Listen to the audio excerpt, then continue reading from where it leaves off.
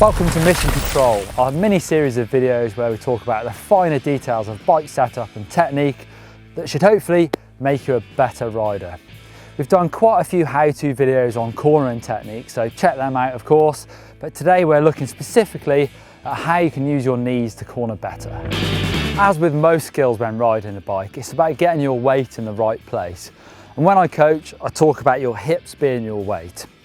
In brief, a great place to start for cornering is trying to get your hips low and to the outside of the bike. So if I'm turning that way, outside of the bike, nice and low, should give me a good amount of grip.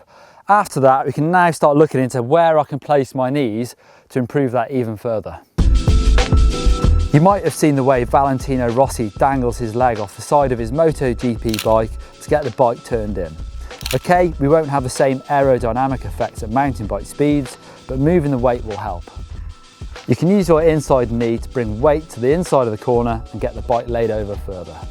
I try to use really small movements by inside knee all the time to try and remain super accurate on the trail, remain balanced through rough sections and make really small line alterations on the trail. Another good technique whilst cornering is trying to lean the bike over. We've actually done a video on this already, so check that one out.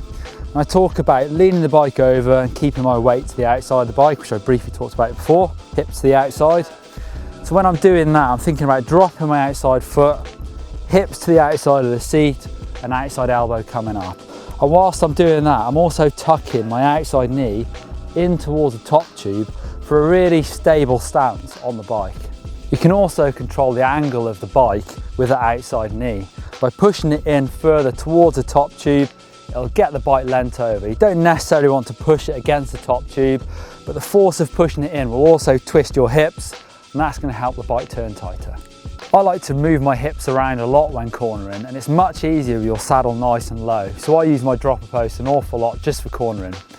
A couple of downhill riders that spring to mind that use this technique very well are Steve Peat and Danny Hart. Having said that, this is a technique that's quite helpful with a high seat post that's fixed on a cross-country bike. You can't necessarily move your hips around very much. You can use your knees to move the weight. So there you go. There's how to use your knees whilst cornering. Like all of our mission control videos, they're really small details and they're actually really easy to practice.